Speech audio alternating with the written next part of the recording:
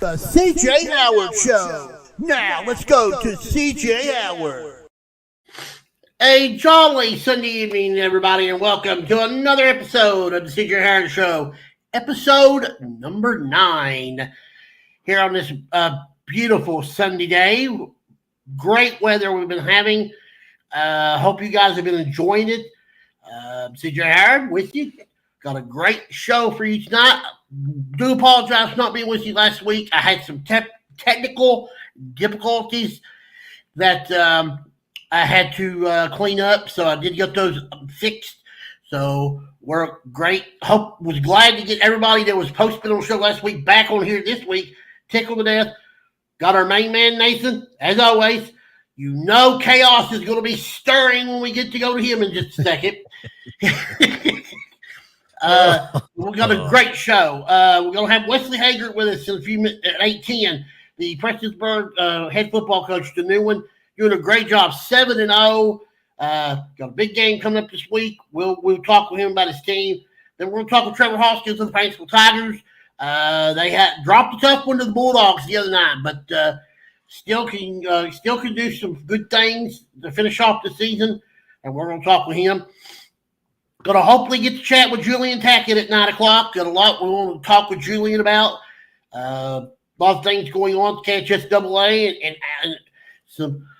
some sports going well. We're going to check out all that. Then Armando is going to join us at 9:30, and we're going to talk about this past week and get into week 8 as we got some big-time monster games. Joining me, as I said, Mr. Nathan Little. Nathan, welcome back, sir. Good to be here, CJ. Been a while. I was scheduled earlier in the season, but came down with COVID, and we're just now fitting me in. But I'm feeling better, ready to go. Yes, we missed you that night. I think Sandra Turner stepped in for you that night from the Turner Sports Group. I was appreciative of him doing that night. You were not well, and now that you're better, we're glad. So glad to hear that. What have you been into lately as we've journeyed through? I know I've been listening to you on the radio. You've been doing a lot of Prairie Super games. I think I even heard you went on a vacation here and there. So you've been doing a lot of fun things. Tell us what's been on the agenda for Mr. Nathan Little. Just staying busy, brother. Staying busy while I'm young and I can still do it. Staying busy. But yeah, I've actually this year I've done, talk about busy. I've done Perry, Leslie, and Hazard games this year.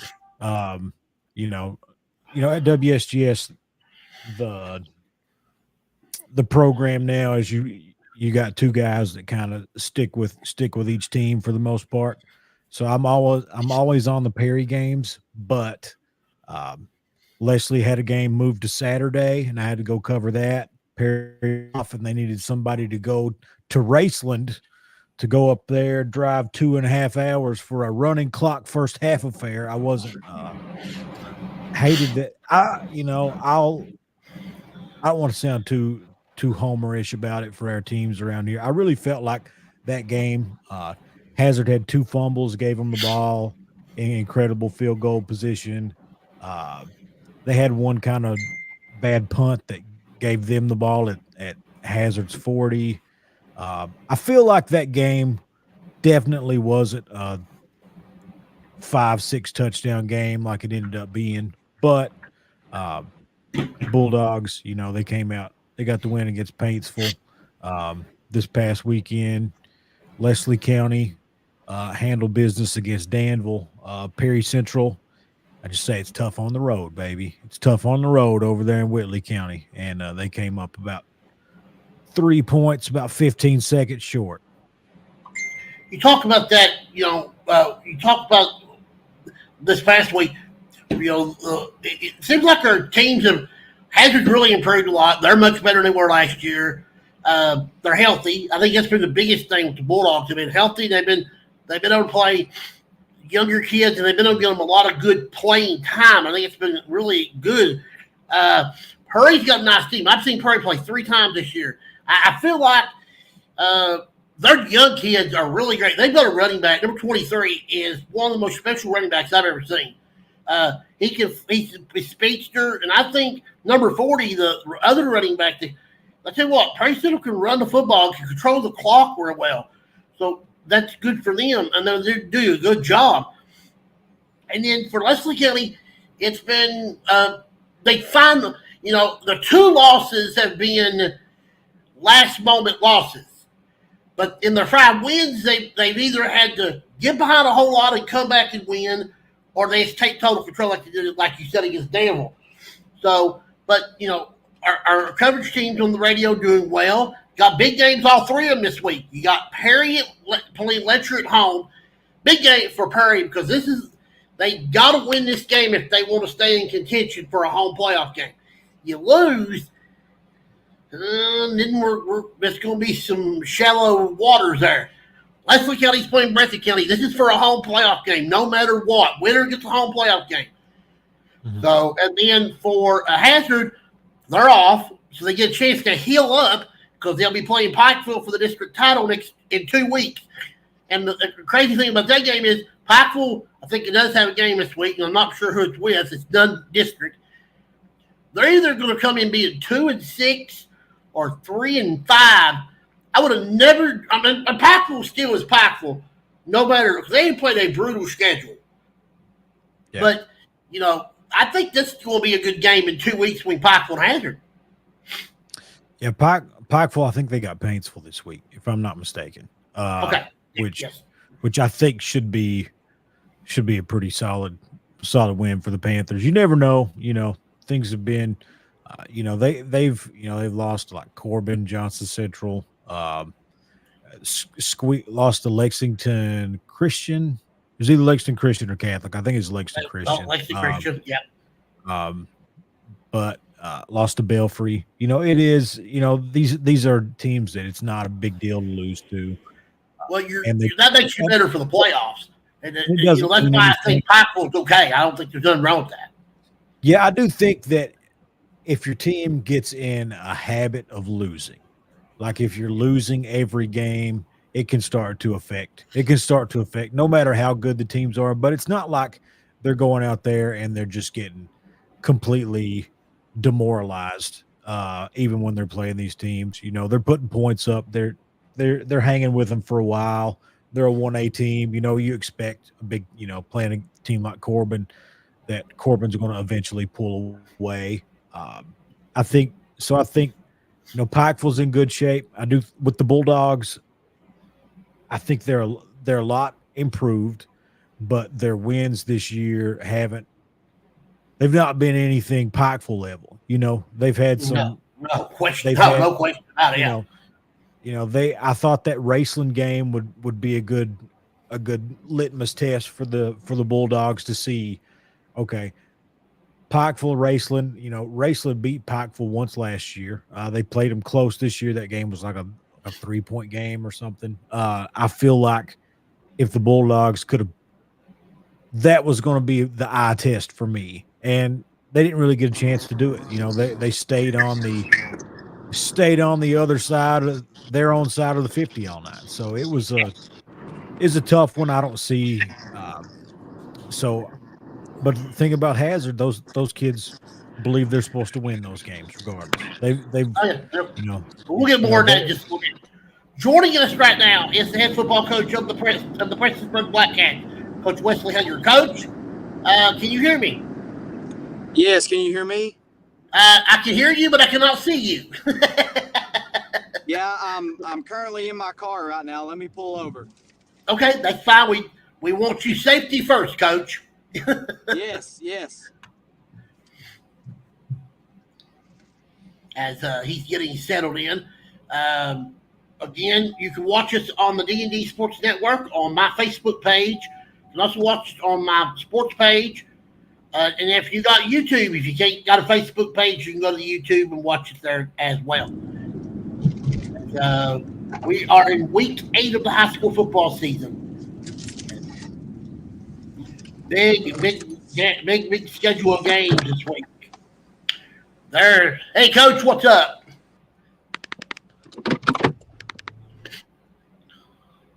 Oh, we can't hear you now.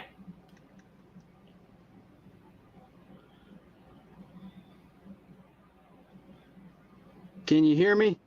We can hear you now, Coach. There you go. Coach, how's it been? Let me turn my Bluetooth off. Okay.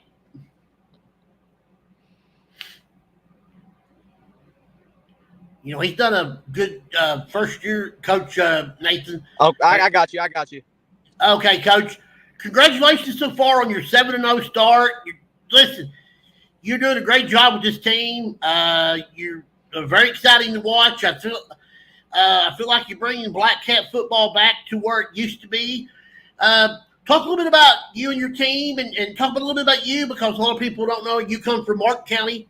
Of course, you spent a lot of years there with Coach Muncie and that staff, and now you brought some of your people over there, and now you're doing some good work there at Prestonsburg. Yeah. I got my career started actually with my dad in 2018 at Floyd Central. I was the offensive coordinator there for 2 years. And then 2021 to 2023, I was the offensive coordinator at Martin County. That's actually where my dad started his coaching career under Jim Matney. So I've been on their sidelines for a long time. But I graduated from Prestonsburg in 2017. I was able to play here for 2 years and graduate from here. And I got the job in February, and, you know, they took a chance on hiring me, and I didn't have any head coaching experience, and I'm a young guy, but, you know, I told them to just give me a chance, and thank the Lord they did. And here we are, you know, a start that nobody would have ever, you know, would have imagined that we would have had. So. Well, you're 7-0. You had an open date this past week. Got a chance to, get your kids some rest, get your younger kids some work. They probably needed it. You've not got a chance to play a whole lot. 2, you get some injured players maybe healed up and have maybe some of them back for your final 3 games. And get you also opportunity to think about the district championship and the games you need to be able to win coming down the stretch. I mean, this is a team, Coach, that started off the year. You played Wesley County, last second win. Yeah. And sort of from week to week, the team kept getting better and better. You know, I know when you've done your pigskin preview, I heard you tell YMT that you wasn't for sure you had a good team, but you didn't know you didn't know where the plateau was going to go early. Right. And confidence is a big thing with kids these days. If you're winning, they're confident. If you're losing, they're not confident. So talk about how your early schedule has helped you get better now, because you beat a really good Betsy Lane team, you beat a good Leslie County team, and you beat some other teams that are pretty good. Yeah. Martin County was our most physical game. You know, they've played a tough schedule too. And the kids continue to find a way to win. Like our week of practice going into the Martin County game, and that was a big game for me, especially, and the implications. I mean, that was my previous team. That's the district championship. Every week now is the district championship, where they do it during the regular season. So that's what I'm trying to tell my kids, is to not get too high and not get too low, stay level-headed, put our nose down, and go to work every week, because nobody's going to come and give you a championship. You have to go and take it. And just the teams that we've played, and we've been able to stay composed and resilient. And you would think that I had a team full of seniors, but I've only got 4. So you would think that, you know, just how we're able to stay composed in and out of games, on and off the field, that we would have a team full of seniors. But my kids just play so hard for me, man. And yeah, I told them I didn't know I would.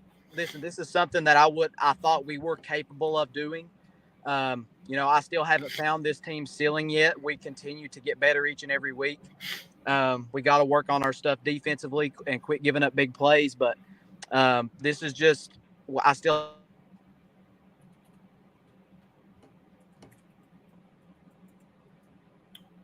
As we all know in the world, lives, you can disappear and appear at any time, can't you, Nathan? Oh, yeah. Oh, yeah. Okay, What is it? Back. Yeah, You just scared on us. People keep calling me. I got to turn my do not disturb off. Go ahead, Coach. But yeah, we've had a good turnout. Yeah, I did not imagine we would have this start, but here we are. I knew that we could have this start if my team shows up. If we show up each and every week, we can beat anybody on our schedule, and that's what I've told the team. We just have to go in and compete, bend, don't break mentality, and that's what we've been able to do so far. You only got 4 seniors, and that's very impressive, Coach. Considering you're 7-0, you got a high RPI, and that's going to help you down the road because that's going to probably keep you home for most of all the playoffs. That has to be very good for you confidence-wise because, you know, a lot of teams play. Sometimes they play better on the road, but a lot of times you want to be at home because they're having those. That Prestonsburg known for football. So, what have you been able to do to get the people back that you might have lost that may have not have been Blackcats fans past 3 or 4 years? Because I know sometimes if they're not winning, they're not going to come watch them. But you start winning, they start coming back. Well, a big thing is like from the ground up, like you have to show the community that you care. I feel like so. I go to a lot of youth events. I go to all the middle school games. I go to all the youth games, and I'm there on the sideline with the coaches. And I think that's where it starts. They see me out there, and they're like, and then the kids want to show up on Fridays because I show up at their stuff. So it's just establishing that nobody's bigger than the program. We're building it from the ground up.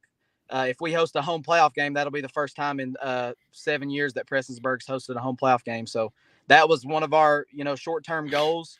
But we still have a district championship on the horizon. We just got to go get it. And the kids, I preach that every week. The kids are really good about responding to that. So we just have to, not get too high, not get too low, and just, keep our sights clear. But that's what I've been able to do. I've got all Blackcat alumni on my staff. And everybody's got one goal in mind, and that's to see Prestonsburg back on top. So, it matters more. I'll say that. I think it matters more to us coaches because we've had the P on our helmet. We've wore the Blackcat jersey, and we know what the program can be, and we know what it should be. And I think that's what.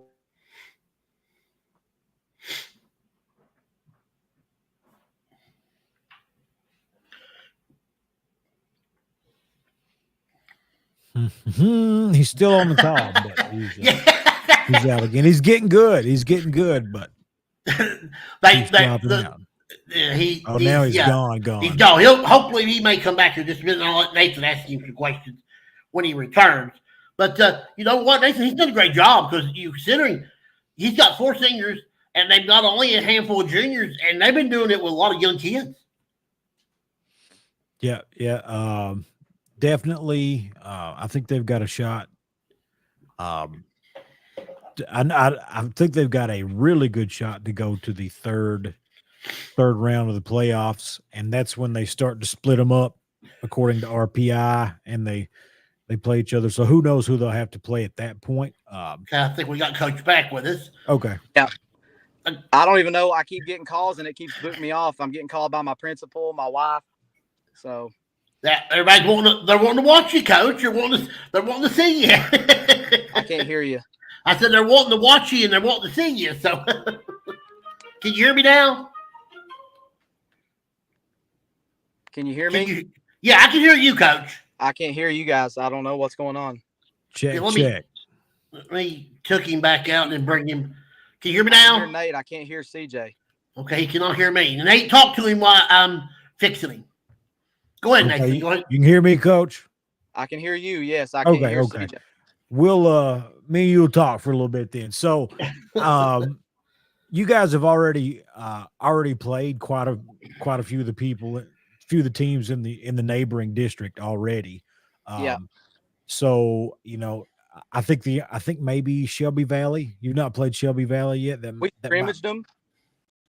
We scrimmaged them like that was our our second scrimmage. So our game like scrimmage.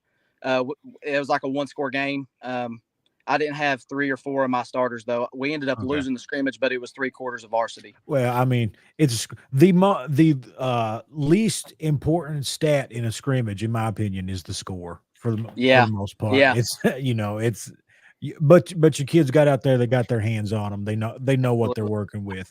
I really feel like your team is in a position to where, if you keep your head straight and you take the teams across from you seriously, because you know how high schoolers get. But I feel like the first 2 games of the playoffs, you may be playing teams that you've already beat before. Yeah. There's a good chance at that, and then that sets you up for a 3rd round playoff game, and things could get hairy because then you're going by RPI. You never know who you never know who you're going to play, because I'm a big fan of, like, I know you guys are high in the RPI. Don't take this the wrong way, but I think the RPI is kind of squirrely sometimes. No, I agree 100%. I agree with what you're saying. I think the regional championship should be sister district, and then you should have to RPI in the state semis. But see, and they used to do that, and I don't. And I mean, how is it even a regional championship if you're not even playing teams in your region? You know what I mean? So listen, perfect example. Going with what you're saying. Last year, when I was the offensive coordinator at Martin County, we went farther in the playoff, the farthest in the playoff since they had went since 2009, and we go to play a regional championship right at Beechwood. We go play Beechwood for a regional championship. That just doesn't even. Yeah, I don't get it. I don't get it. And we keep changing stuff. We got Julian. I hear we got Julian Tackett on here later, so I'm sure I'm gonna make him mad with whatever I come up and ask him. You should have told me that, CJ, because I would have come up with some better ones. But I mean, for a while there, we were doing. You still played the teams in your district, right? So the district championship moved from the regular season to the playoffs, and then they split everything up via RPI. I think the biggest tragedy in the history of high school football was last year in the 3rd round, Boyle County and Corbin having to play each other, because in my opinion, if the RPI was a better product, those teams would have been opposite of each other for a long way. Right. State semis or state championship. I agree. But they played in a regional championship. So, and there was another game I didn't understand either. But it was like another two of the top. It might have been OCATH and somebody in 2A. It is what it is. I mean, I think we can complain about the RPI. I feel like the way the algorithm is and the way you get penalized for, you don't get as much off of a team if they're a lower class, and you get more from a team if they're an upper class. I feel, and I think it's like no matter who you're playing out of state, it's the same thing every time. I feel like there's just ways to manipulate that. I don't see how Pikeville gets a game in. Why would anybody want to play a game against a team like that's that good, that can compete with classes above them? They're going out there and they're scoring points against the Johnson Centrals, Belfries, Corbins of the world. They've not won this year, but those games this year, but they're still there. But why would you, if you're going to get dinged in the RPI for playing them, when you could play like a bad 5A team, right, with a decent record? I agree. Though the RPI system does nothing for single A teams. But the way you guys are in the RPI, it seems like your 3rd round game though could be a home game. If everything goes right. So teams coming to you, how do you when you guys were, I guess you probably didn't make this schedule though. You inherited this schedule from the last coach, right? Yes, this year's schedule was it was piggybacked off of, there's 2-year cycles, so 23, 24 cycle, and then I've already made my schedule for next year's cycle. Next 2 years, I should say. So do you like playing the sister district 2A teams? You going to kind of stick with that? I do. There's some benefits, and so there's some benefits to it, because it's hard to beat a team twice, unless especially if it's a close game, because you make adjustments, they don't. If you win, or if you lose, you make adjustments. If you win, you obviously done something right. But there's some benefits to it. I do like playing our sister district teams just because that's who we're going to see in the playoffs. We need to get a feel of what they like to do offensively. And like, for example, last year when I was at Martin County, Pike Central beats us in the Pike County Bowl. We run and clock them in the playoffs. So it's just like stuff like that.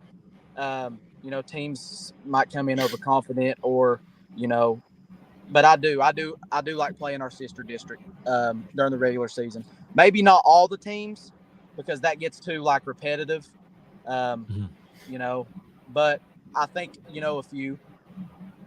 playing a few teams, getting a feel for the district, and then seeing how they play against the other teams that you don't play in the sister district, I think you can get a feel for everybody in the playoffs. First few rounds at least.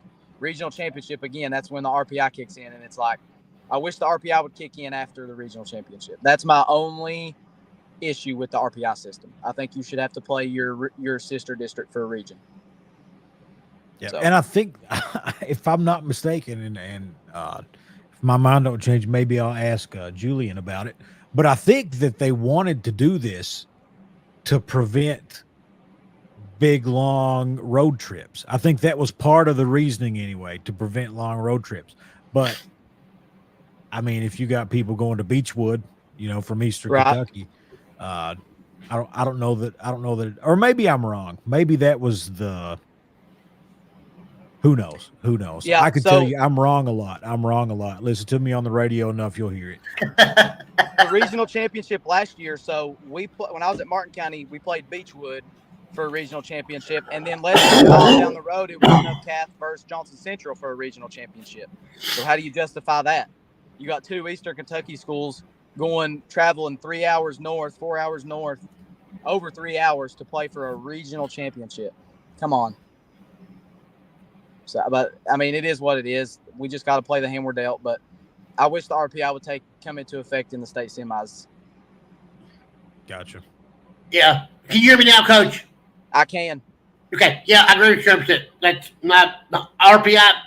I don't like to discuss that because it makes me break out in a rash. Yeah.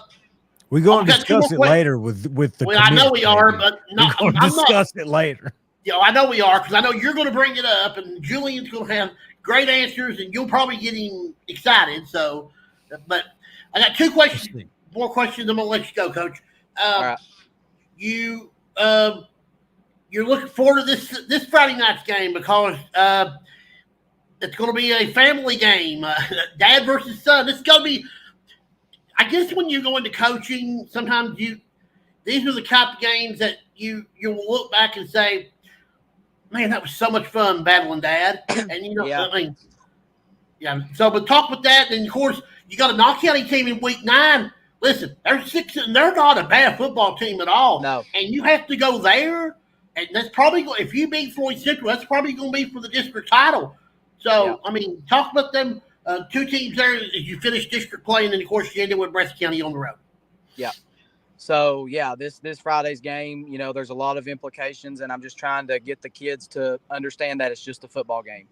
There's a lot of stuff that's circling around this game. It's not just the Hagar Bowl, but it's also as a program, we're one win away from 600 wins as a football program. It's our senior night. It's our pink out game, but I'm preaching to them. It's just a football game. And, it's just you've played 7 of these. We're going to go out, we're going to be physical, and we're going to do our stuff. But this is going to be a surreal moment, because, I've played for him, I've coached with him, and now coaching against him. It's just I wish there was no winner Friday. I wish we both could win.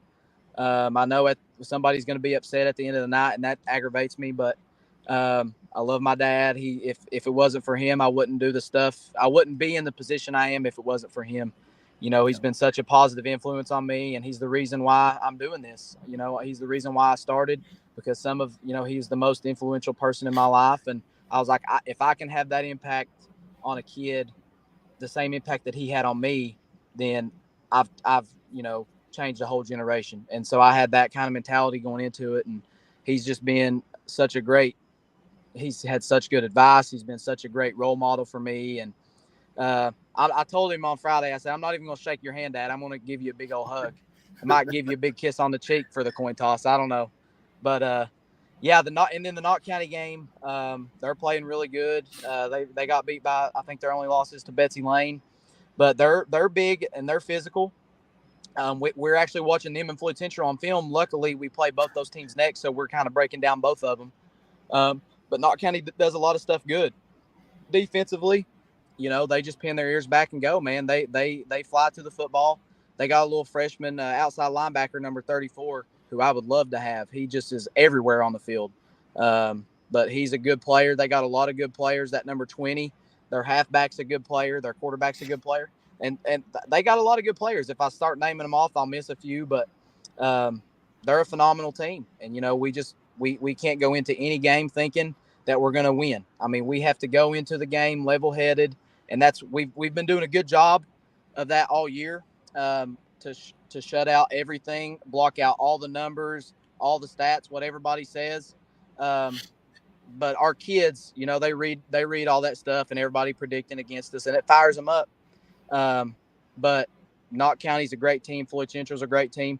If we take care of business Friday, then Knott Central will be for a district championship, which our kids will be fired up to play for because that's something they've not had, in 7 years. So, well, Coach, it's been an absolute honor having you on the show. Would you come back again? I'd love to have you back. Absolutely.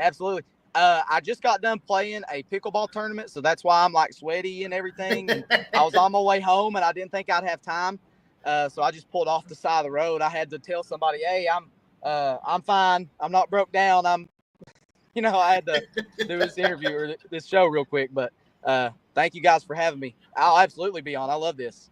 Yes, thank you so much, Coach. Good luck to you and your kids the remainder of the season. Again, Friday night, 7:30 at Prestonsburg.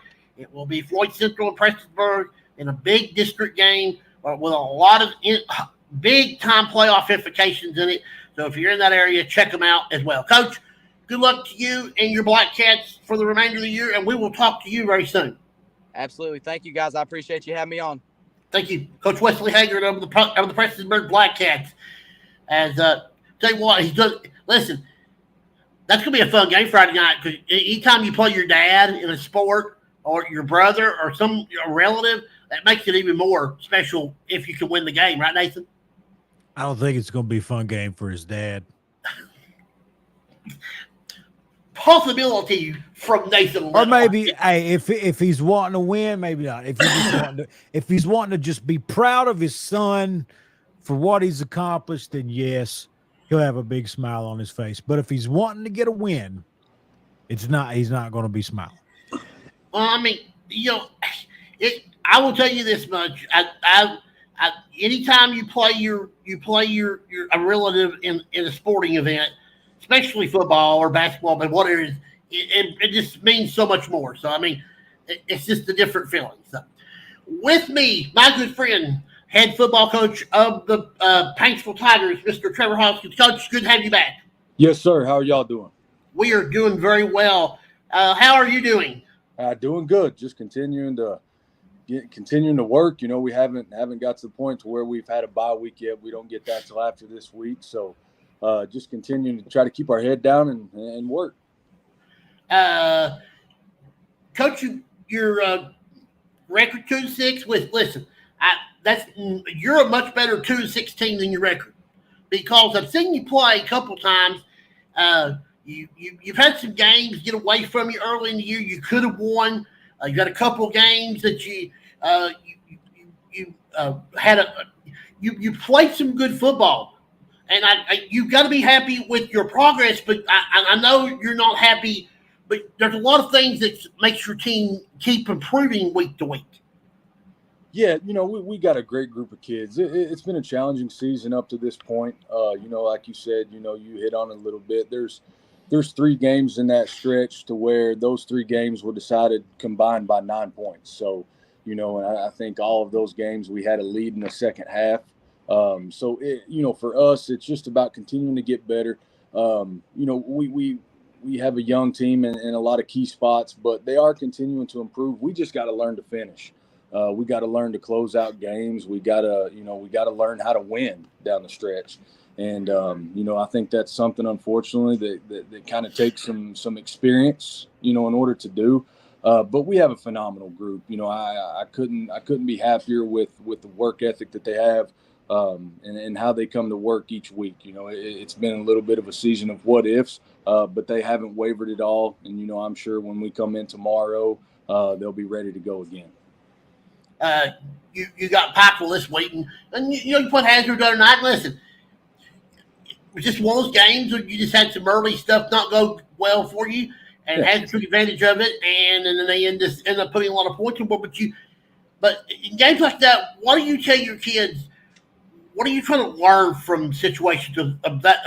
You've had so many close games this year that you've lost, but then occasionally you'll have those games that don't go so well. How do you get your kids to understand? Listen, this ain't the end of it. We still got a lot of football to play.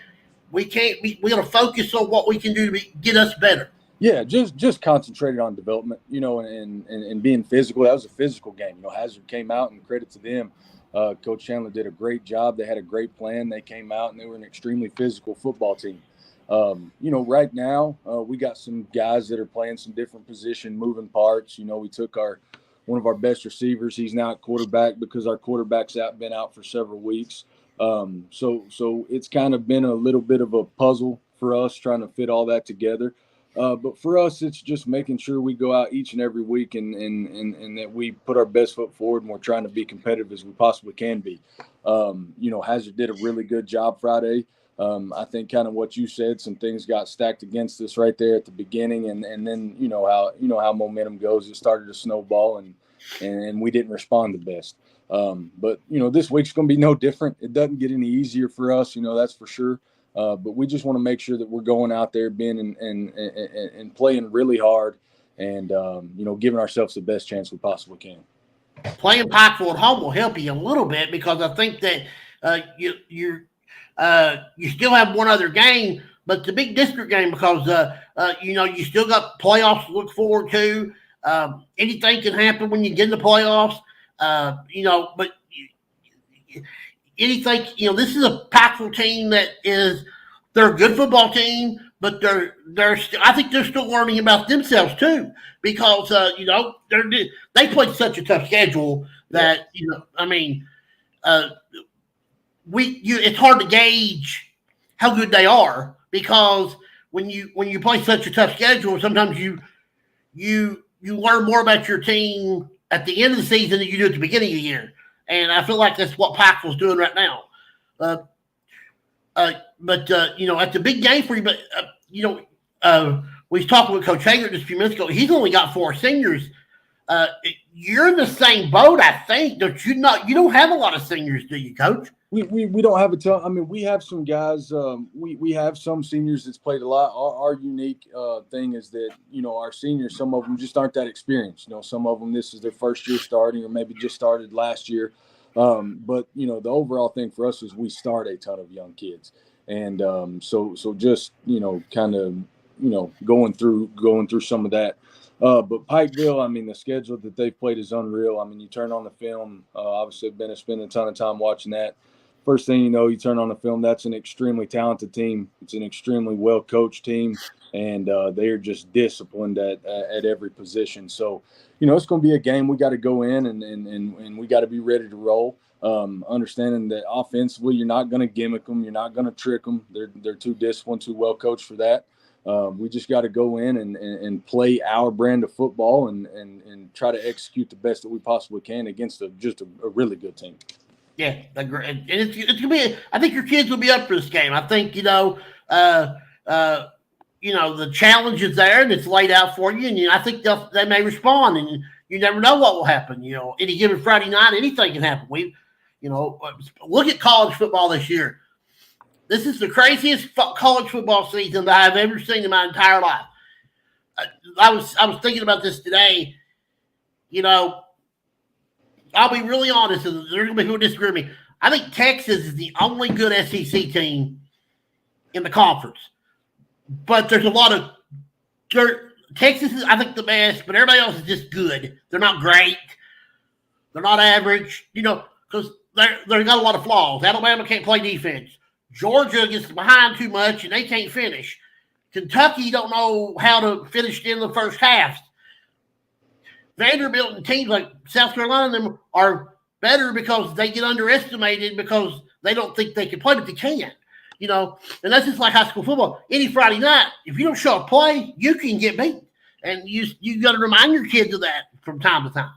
Yeah, absolutely. I mean, it doesn't matter who we play. It doesn't matter, across our schedule. What you want as a coach is your guys to go out and put their best foot forward and go execute it at a high level, regardless of who's out there.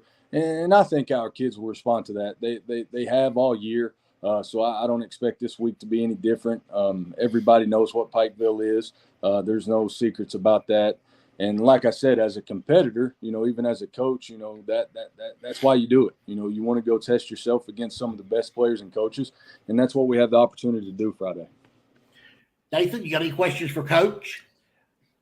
Yeah, I mean, nothing too crazy. CJ always asks all the questions, and I have to come in with something at the end. So, no, I mean, I got to watch you guys. I did the Leslie County game on the radio, and you guys, that one just kind of slipped away at the very end. I think you guys got stopped at the goal line, maybe, and then Leslie threw like a 90 some yard. Not to make you relive it, no. But I watched the team. You guys seem pretty solid compared to your record. The way this playoff situation is set up for you guys, though, it's kind of odd. It's the only districts in the state that has you take the 5th place team from the other district and pop them into the 4th place of yours. But it means that even if you lose out, you're still just at the 3rd. If you lose this Pikeville game, you're 3 seed and you'll play a 2 seed from District 7. And I think, it doesn't seem unwinnable. I feel like you guys have a shot. What do you think about this, the way that this district playoff deal is set up? Yeah, how it's set up and all that, those are obviously decisions way above my head. The only thing I can tell you is for a 3-team district, I don't know if it gets any tougher in 1A football. That's for sure. Oh yeah. So, state champion teams on for all 3 teams. Yeah, so it's extremely challenging. So and that's what we continue to tell our guys. Like, look, you got to continue to play, continue to work, and they've done that because when things shake out, we're going to end up playing, whoever's at the top or second place of that other side, depending on how everything shakes out. And, those are going to be some really good teams. You got Williamsburg, Middlesboro, some of those teams. So they're going to be good teams, but they're not going to be anything better than what we've seen the last 2 weeks and what we'll see this week. So, there's still a lot to play for this year, and I think our guys understand that. Yeah, I feel I assume the reason behind that, you guys are in a 3-team district is because they're, Phelps and Jenkins are nowhere, they're not in the alignment right now. Yeah. Jenkins just ceased the program again. Don't know when we'll see those guys again. Well, actually, they're going to be back in your district next year, correct, Coach? Well, they're aligned. They're scheduled to be in there. They're aligned. Yeah. So I don't know exactly what will happen, whether they'll be in or not. I'm not sure, but I do know that was. Those were the 2 teams that were aligned in this district. Well, I guess Nathan, he'll ask you a question. Maybe I don't know, and I will. But when you're making your schedule out, do you have to put them on your schedule now? And if they don't end up being in the district and you want to drop them, how's it going to work out? Because Nathan can add to that question too. Yeah, no. As far as I'm concerned, I just kind of operate where it's so tough. As a 1A, you know how it is with RPI and trying to schedule where you're sitting here in a 3-team district and you have to find a way to schedule 8 games. I just operate under the assumption that they're not going to be there, and if things shake out, then they just fall into place, and we have to put them in the schedule. But just to sit around and maybe wait and see, you got to go ahead and make that schedule and get that done way in advance. Before for sure.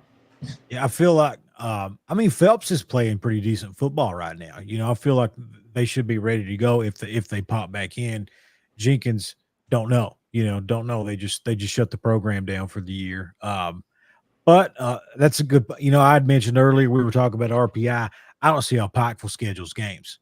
Yeah, if a team, you're going to get dinged in the RPI playing a Class A team anyway, and they might beat you.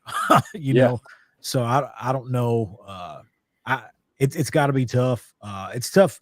All coaches right now are talking about how tough it is to get games, and several teams in 1A don't have 10-game schedules. Yeah, it's tough, and I can't imagine for Coach Mack and those guys at Pikeville what it's like to put that thing together from year to year, because I know it's extremely tough for us. I'm sure Hazard, Middle, all these 1A schools, it's tough to put those schedules together. And, with us being in a 3-team district, I know it's got to be tough on all three of us to, fill that thing completely out. Because I'm still a firm believer they should have put either Harlan or Lincoln in that district with you guys, because what difference would it make? I mean, it didn't make a difference. They didn't want to be in there. I know travel. Travel's got to be a factor in there, and I'm sure that was a big reason. I think originally Harlan was placed in this district, but I'm sure travel is an issue. But at some point, you can't please everybody, and you can't make it perfect for everybody. Well, when you played in that race, in the Raceland district that one year, did you like that district because the teams were more closer to you, or do you like it now? Oh, it's about the same. When we were in Raceland, it was us, Raceland, Fairview, and Betsy Lane. So those teams, logistically, travel wise, they're about the same as it is for us, Hazard and Pikeville. So one thing that kind of threw that district off a little bit is Betsy Lane moving up to 2A. So you lost them, and that's the other close team that's in this area. So if you think about it, outside of us, Pikeville and Hazard, geographically it makes sense. Not a lot of others around. Yeah, I just hope Phelps is able to keep improving, and they can get in your district with you next year, and then that'll give you a 14 district. That'll give you that extra district game. Then you won't have to worry about letting that 5th place team come over here and all the confusion, because it's crazy how they do that. So, but you want to make it easier. But you know what? You all three of you coaches have handled it really classy, because it's like that could be aggravation. I mean, some teams have got 4, some teams have got 5. Here you got 3. Yeah, no. So you have to schedule extra 2 or 3 games when everybody else has only got scheduled 4 or 5 games. So, yeah, I just think in the long run, you guys have done a really good job. Then I have to give you hats off to that, because that's hard. Yeah, it is tough. It's tough to get those, to work that out and fill all those schedules. And like I said, I know Hazard and Pikeville has those same issues, so it's definitely challenging. Yeah. Coach, you got Painstville this week. You got Pikeville this week. Then you get your open date. Yeah. And then you win the season against Pike Central at home. Then you'll have your playoff game. What is the goal? How you want to? What you want to fit? What's the goal as you want to finish the season? One thing that's been tough for us is staying healthy. We've been dinged up lately. And a lot of teams are. We're not unique in that aspect. But I want to. Let's go put our best foot forward this week, and then I will welcome that bye week with open arms to try to get as healthy as we possibly can heading into the last game of the season, to see if we can make a run there in the playoffs. We just got to get some guys back. We got to get healthy, and it's tough playing all those straight with that bye week being so late. But I think this year it may be beneficial for us where it is, just to try to get some guys back for that final push at the end of the season. Yeah. And as Nathan told you, you'll probably, if you wind up being the 3, you would probably wind up playing Middlesboro. And you know what, Coach? They're not. I talked to Coach French early in the year. He's been the same boat as you been. Ton of injuries. He had canceled a game in week 4 because he didn't have enough healthy bodies to be able to play. And they knew district play was coming up the next week, so they had. And listen. I understand what you coaches go through, because football is a physical sport. And if you don't have 40, 50, 60 kids, then it's hard for some teams to compete. If you've only got 18, 20, 24, 25 kids, it's tough. I mean, you're going to have a lot of injuries. Yeah. I mean, that's injuries part of the game. Like I said, I don't think anybody's perfectly healthy at this late in the season, but especially with smaller rosters. We're sitting at 36 guys. One thing, it's not somebody goes down, you plug somebody else in. Somebody goes down, you take one of your starters from that position, you move them here. It's just kind of more of a lot of chess pieces when you start to lose people. And I got a lot of friends on that Middlesbrough staff, obviously being from there. And, I know that they've had a lot of trouble with that this year. But, if we end up playing them, again, that's a team that's, you won't find a better coach team in the state for sure. Yeah, no question about it. Nathan, anything else you want to ask Coach Hoskins before we let him go? No, just good luck the rest of the season. That Pikeville game, you said, the kids know what they're up against. It's going to be a tough one, but, come out. I think you guys will, come out and play hard and get out of it healthy and have a week to rest up and get ready for the playoffs. Good luck, Coach. Guys, I really appreciate it. I really do. Coach, it's always an honor to have you. I know I can depend on you when I need you to come on. You're always you love talking about your Tigers, and we like hearing about them Painstville Tigers over there. And, a lot of good things going on over there in Painstville, and you keep up good work, and we will talk to you very soon. Yes, sir. I appreciate it. Thank you all. Thank you, Trevor Hoskins of the Painstville Tigers as he gets set to play Pikeville. Is coming Friday night, 7:30. That's a big game actually for both teams. As for Pikeville, it's a confidence game, and for Painstville, it's you never know the way football is these days. You never know who could come out on the scoreboard in. So till the game is played and it's over, you never know who. Everybody has a chance. Going to hopefully have the commissioner here in just a little bit. Let's go over the scoreboard from last week because we didn't have a lot of close games. We had a bunch of games that. But we'll go through the scores and you'll know what I'm talking about. We had one. Jenkins did have to forfeit. As Nathan said a second ago, are they done for the year, Nathan? Yeah. Because I don't think they have enough to finish. Is that correct? Yeah, they're if you look on the KHSAA scoreboard, it says every game for the rest of the season is already forfeited because of program cessation. So they're done for now. So they could not wind up finishing with us. So that's sad. Last year, I thought they were off. They did a great job to get everybody to play the whole 10-game season. And I hope they get back in. I hope they can get their program going and keep consistency because Jenkins is good for football. Scores from last Friday night. Here we are. We had Bell County 44, Knox Central 18. You had Betsy Lane 39, Eastridge 8. Clay County 25, McCreary Central 16, Clinton County 47, Jackson County 34, Estill County 40, Powell County 35, Franklin County 49, Southwestern 13, Hazard 41, Painsville nothing, Johnson Central 48, Rowland County 6, Knott County Central 42, Harlan 20, Lawrence County 48, McGoffin County 21, Middlesboro 36, Pineville 14, McLean, West Virginia, 59. Phelps, 12. Shelby Valley, 14. Pike Central, 12. That was the first win of the year for the Wildcats. As correctly picked on Nate's picks. As Nate's picks, that was all over that game. Big win for South Laurel on the road in Harlan County. And as correctly picked on Nate's picks. As correctly picked on Nathan. But you know what, Nathan? That game right there has forced North Laurel now. They have to beat Harlan County at home this week. The winner of that game goes to the playoffs. The loser is out. Who would have ever thought that North Laurel would be in this situation, the possibility of not being in the playoffs after that? What they were promised. I mean, they were picked very high in Class 5A. Oh, yeah. But big win for South Laurel, 29-15 over Harlan County. Of course, I don't think Nate did have these in Nate's picks, but it was Whitley County 17, Prairie Central 14, and in Williamsburg 48, Lynn Camp 0.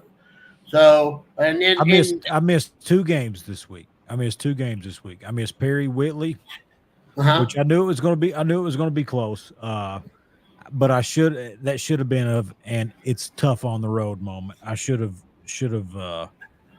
known that would be a tough one on the road. And then I missed, hopefully Hager's not listening anymore, but I missed the Prestonsburg game. I thought Martin County was going to get them. Mm-hmm. Martin County, I thought their schedule had just prepared them a little Actually, more. that was 2 weeks. That was 2 weeks ago. Oh, okay, I missed that one 2 weeks ago. Okay, Yeah, well, I only missed one this week. You only missed one this week, so I mean that's 75%. No, that's 80%. You done well. I think I picked 19 games, so And you missed one. 18 divided by 19, 95%. Oh, what a grade. One score that I didn't miss, Wesley County beat Danville 36-3. Nathan, what's happened to Danville? The past 3 seasons, they have not looked like Danville. They haven't won a game in, 2 years? When was the last time Danville won a game? I feel like, and this is just me, I can't tell you if this is happening, but I would imagine that any players in Danville who are really talented and really serious about winning football games, I would imagine they're going to Boyle County. I could be wrong. Maybe that's not happening. Maybe they've just fallen on hard times, but I have a feeling that I will have to look this up and give the next week, but I don't think Danville's won a game since October of 21. I think it's the last time they won a district game. Nathan can probably look it up quicker than I can, but I got you. I know the past 2 seasons they've not won a game, and I think it was October of 21. It was their last victory. They won in 22. Okay, did you win? Okay, 22. They won 5 games. 4, but I know in 23 and 24 they won a game. They beat in 22. They beat Lincoln County, Garrett County, Somerset, Washington County, and Monroe County in the playoffs. So that was their last win. That was last year, I believe. Clevenger was there at Somerset. At Danville before he left to go to Somerset. So, because when the coach passed away at Somerset, Clevenger was hired right after his passing. So, and I know the past 2 seasons they ain't won a game, but Danville football is, like you said, and also I want to mention too that Boyle County's head coach, he just won a number 150 wins in his career. So congratulations to him as well. With us, the commissioner of the KHSAA, Mr. Julian Tackett. Sir, it's good to have you with us. Good evening, CJ. I hope you're doing well. I'm doing fine. How are you doing? Fine and dandy, sir. A lot of good things going on in the KHSAA. Football season going strong. We're close to, a couple of days away from the official start of high school basketball practice. And then we got volleyball winding down here in the next couple of weeks before district will start. Then we got playoffs in football and everything. Got a lot of great things going on. What is new going on at KHSAA we can talk about? Because I know you guys have you've been working on a lot of new stuff and some good other business, but tell us how things are going. Well, CJ, from sports perspective, obviously the spring of 25 brings in 3 more championships, which is boys and girls lacrosse and then boys volleyball. And boys volleyball is certainly expected to grow unbelievably quickly. A lot of momentum building up on that. Lacrosse may be a little slower. It's probably going to be headquartered primarily in the population triangle at this point, but we have some schools out in West Kentucky playing, have some schools talking about it in Eastern Kentucky, but we'll see how that plays out. Volleyball is probably going to be a really good statewide adoption here in a couple of years. So those are the new things that are going on, and then just the regular business. It's there's never a dull moment, but like you said, we just finished golf last week with championships, and the soccer's into the region level, and We're in the final week, coming up on the final week of the volleyball regular season, and so it's that time of year when a lot of things are finishing, other things are starting, and kids are just excited about playing. I was excited about the spring season. I want to go back a little bit because I haven't seen you since then. What a baseball season we had, what a softball season we had, but what a volleyball boys season we had. I know track and field and baseball and softball are the three big sports in the spring. And, if you have not watched a boys volleyball game, and I watched one, and I left there, was very impressed. I didn't know I didn't know how much skill these boys had. Because I know watching the girls, they're very skillful. But I feel like there's a lot of good boy volleyball players out there that can play. And I think these schools can pay off on that. And it's going to be a great thing. I think these schools are going to eventually, I think you may have every school having one eventually. Yeah, I think it'll grow a whole lot quicker, certainly, than the girls volleyball did. We were really slow. Our state was not the fastest to embrace Title IX. Let's just say that. And many of the boys basketball coaches didn't want anybody drilling a hole in their floor to put the volleyball standards in. We've long since gotten past that. Volleyball on the girls' side is good. But, the thing that when you add sports, we've been able to add some sport activities over the last few years and given some great kids opportunities to do things. But athletes are athletes. And when you start looking at sports and possible new ones, athletes just want to play. We're a little concerned. I'm a little concerned what's going to happen. Are we going to have that third string baseball player that's not getting much playing time decide, heck with it, I'd rather be a star on the volleyball court? That's not really our problem. It's really a school issue. But I think you'll have some kids that, athletes just want to play. And their window of opportunity at the high school level is so short. 4 years flies by. Oh, yeah, and so it's. I think you're right. I think you're going to see the growth. I think the fans will really embrace it. The net's a foot taller than the girls' net, but other than that, the rules are the same, and the game is much faster paced than it was when most of us in our younger days talked about playing volleyball. It is with rally scoring and everybody scoring somebody scoring every single time someone serves, that makes a huge difference. It keeps momentum in the gym, and it just gets the crowd engaged. And the springtime, I think the reason our ADs and principals really kind of pushed for it, the springtime does have more gym time available. I've had veteran ADs tell me for years that fall sports are the 12-week death march because there's just so much going on. And, half the ADs think in the middle of the fall, they're not sure they want to even finish the year as AD. And then they get to spring and they're fired up about it. Again, they want to go next year. I think there'll be a little bit of, I don't want to say overwhelmed, but I think our ADs are going to have to decide what they embrace. We've got another triennial survey coming up this year to see about potentially adding some things, and it'll be a much smaller survey. But I think we just salute our ADs all the time. I'm telling you, it's a thankless job.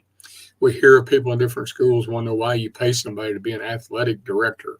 Well, if you ever followed them around, they'd find out that it's pretty much a full-time gig. And so many of our schools have them still teaching class and everything else. So when they look at adding things like volleyball, no matter how exciting it is to the fans, I hope everybody realizes just the effort that's going into it from the school, just even trying to have it. Oh, yeah, no doubt about it. Athletic directors changed a lot, too, since in the old days. The athletic director used to be in charge of everything, in charge of scheduling boys basketball, girls basketball, scheduling every event, sporting event there was, and doing about everything there was. Now, you've given that back to the coaches. Here, coach, you schedule your own games. You can go schedule. I don't need to help you with that. If you got a problem, I will try to involve myself if you need me. So they have changed, but they still have got a lot of duties to do. Preparing for a sporting event is very difficult. People don't realize that. You got to have people take up tickets. You got to have the chairs and the tables to be able to collect the tickets. You got to have the proper sporting equipment. It's got to be KHS AA ready. So if it's not, the sporting event can be canceled because it's not going by the bylaws of the KHSAA or I forget that other, the K, the national thing. So, I mean, there's a lot going. I apologize because there's so many letters in there. I forget about it. So, but it is a hard job, and I respect all of our ads. Well, every school does it a little differently. There's still plenty of schools that the AD does do it all, and there's others that had to farm it out. But I think the biggest thing that's changed in the AD world is not just the number of sports and sport activities they're dealing with, but monitoring student eligibility and making sure they're coaches. There's been, in the last 25 years, there's been a lot of laws enacted because these adults now, remember, they're taking care of our most precious commodity, which is our kids. Yep. So there's a lot of safety requirements. There's a lot of education requirements. There's a lot of things that have come down, both from the legislature and then our membership itself, that monitoring takes a lot of time. I mean, we're spending a ton of money right now, our office is, because we've got a new data management system. We're trying to give these schools the tools to do this so they can prevent problems. And it is so much more, as you say, than just getting people to take up tickets. That's why so many schools have gone to digital ticketing. It's just such a load off the AD, and it's such a load off security. You don't have a cash box there that somebody can walk up and pull a gun out and threaten to take everything. It's totally different. It's just the job has evolved, and it's much more technology based. It's much more just records keeping that they have to do. So it's a different day than it was when some of us were in school, and one of the major sport head coaches was also the AD, and they walked down the hallway and twirled the whistle around and thought they were, doing a great thing, and they were, but their jobs just changed quite a bit. Yeah, I can. Nathan, besides you, he did do esports. I don't know if he does it. Do you do it anymore, Nathan? No. I work for the Department of Education now, so I'm not coaching anymore. But yeah, I mean, I understand the way. I understand the laws, regulations, the trainings you have to have for your coaches. At the same time, I could say, like, as an esports coach, I thought it was kind of wild that I had to get into a training on like heat exhaustion and concussions, but it's a lot easier just to say, look, every coach has to do this. That way you're ready for it. But I don't know that we've had any concussions or heat strokes happening in the esports world recently. Well, here's the problem with that, though. That's a little closed-minded, because the problem is that you never know when you'll be at a competition in another sport, and that training will come in handy. So I think the whole thing is about the everybody around interscholastic sports being more prepared. And unfortunately, if we could all take lawyers out of the business, we could probably have a lot less regulation. If there was less chance of some coach being taken to court for not doing some training, it might be a little bit easier. And that's like you say, Nate, that's what you end up doing. You got to kind of wrap it up and say, okay, we need everybody around interscholastic athletics to know the same thing. I always laughed at the couple of football coaches when the sports safety course was revised a couple of years ago. They had to watch the first aid video that talks about a bass fishing coach taking the hook that gets stuck in a kid's finger and how to pull that out. And one of the coaches was kind of complaining about it. And I said, what are you talking about? They've been having to watch your illegal helmet contact stuff for 20 years. So it's okay if you have to watch a bass fishing coach do something. The interesting thing, and I say this because you've dealt with coaches before, and you know that you've dealt with the sport activity of esports before. The interesting thing is the prototypical student involved in esports is more likely to have other things going on in their life than physical injuries. So, we've seen a lot of that where you've had to make sure that they're prepared to deal with kids. This high stress environment that comes up, especially in championship play, has been really interesting to watch. And we've had some people in the esports coaching world ask us about some more emphasis, even in that safety course, about what to do when a kid gets overly excited. Not just that he gets hit in the head, but what happens when the intensity of what's going on. And it's just, I think it's a good thing, because I think it makes us all realize that we put a lot of pressure on these kids. I'm telling you, I don't care how good our coaches are at patting them on the back and keeping them calm. the society and the community puts so much pressure on them right now when they get to wear that jersey. I don't care if it's a football kid or an esports kid or somebody shooting archery. There is just something about that, and we've had to really ramp up things. I think the next course revision will probably have more things on athlete mental health than they might have on physical health. It's a changing time out there.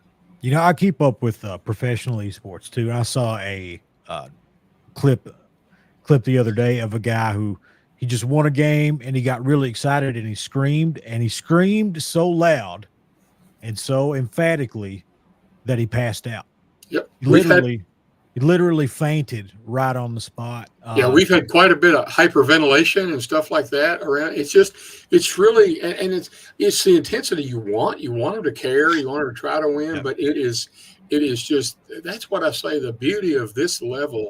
I just sat and watched, because I don't usually do these kind of things at 9 o'clock on a Sunday.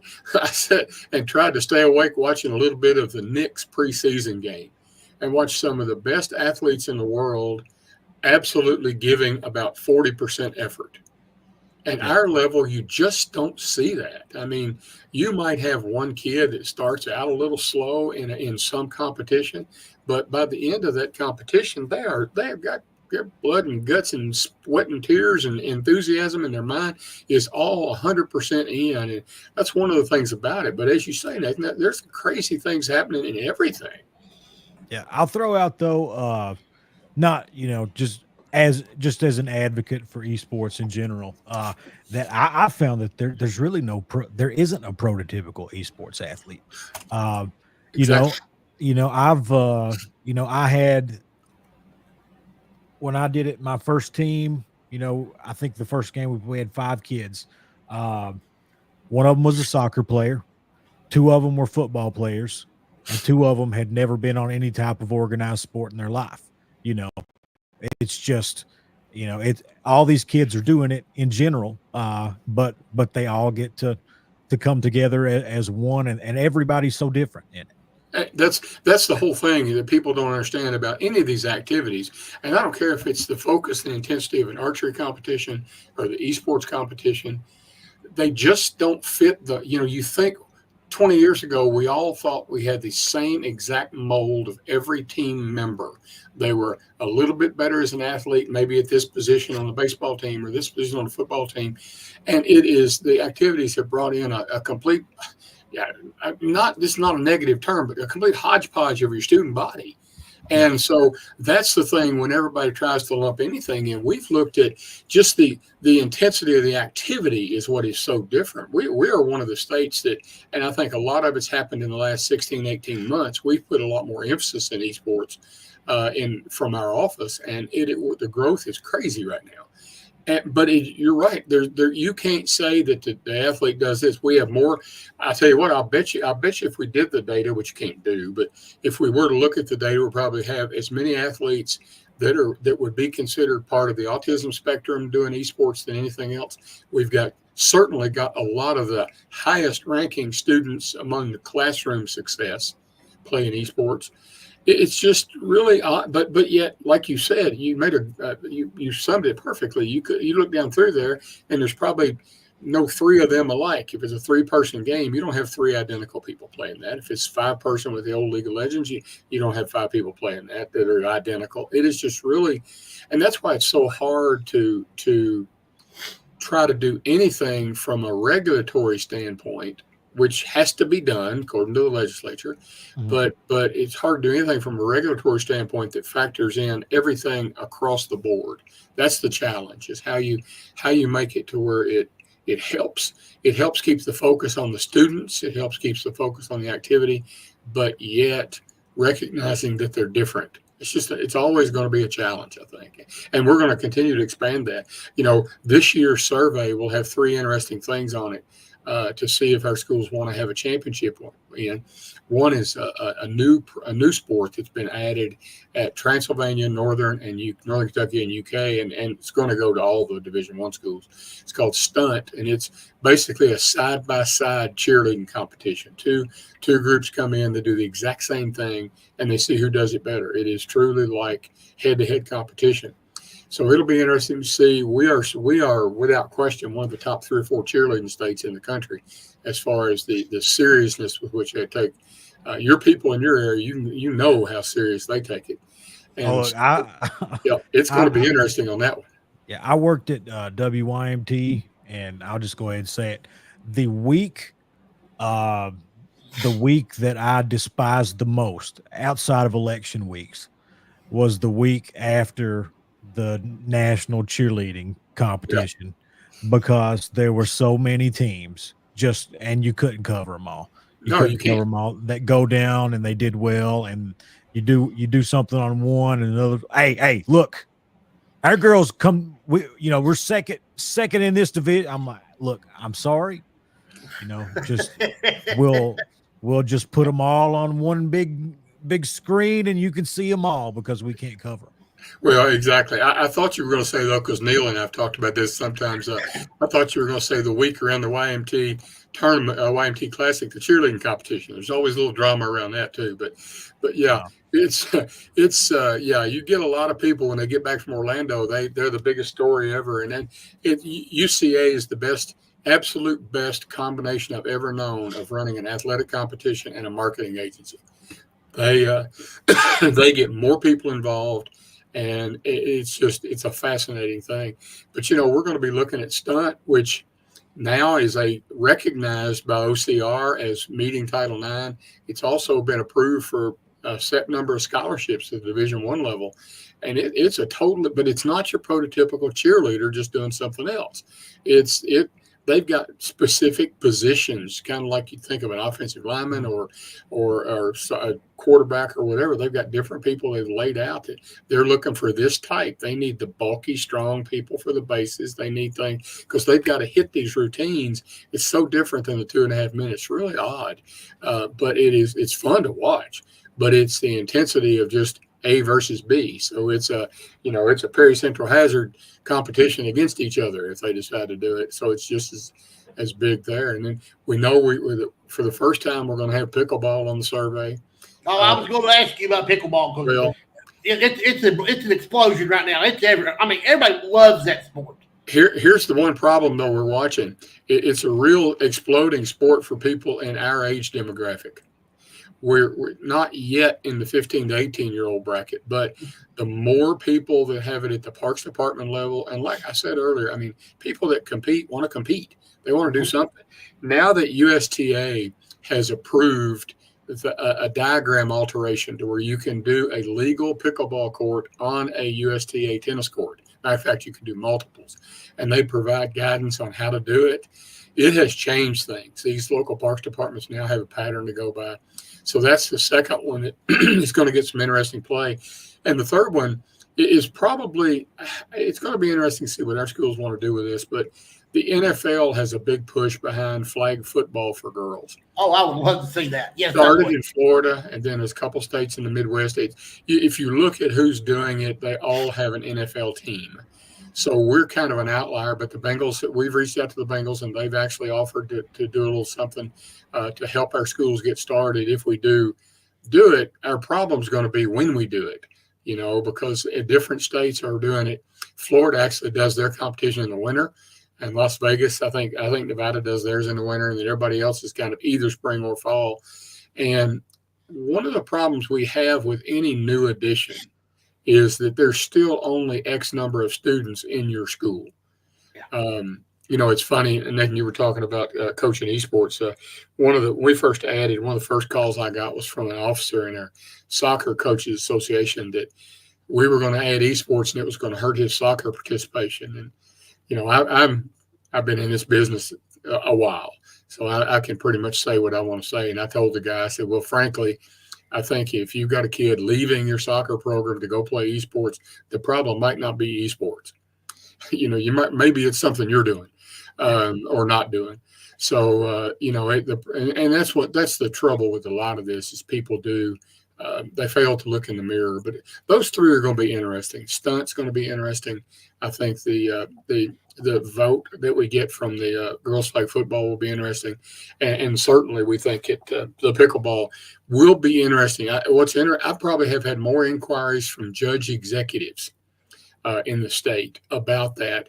And after about the third one, I finally called a couple of friends of mine that were judge executives in different counties and just asked why they're interested. Well, their parks departments are asking them, because their parks departments are thinking about upgrading the facility, maybe adding a pickleball court. But if it's not going to be something that the students can play on, maybe they don't want to spend the money on it, et cetera. So it's an interesting, that's going to be a really interesting one when we survey that this year and see how it goes.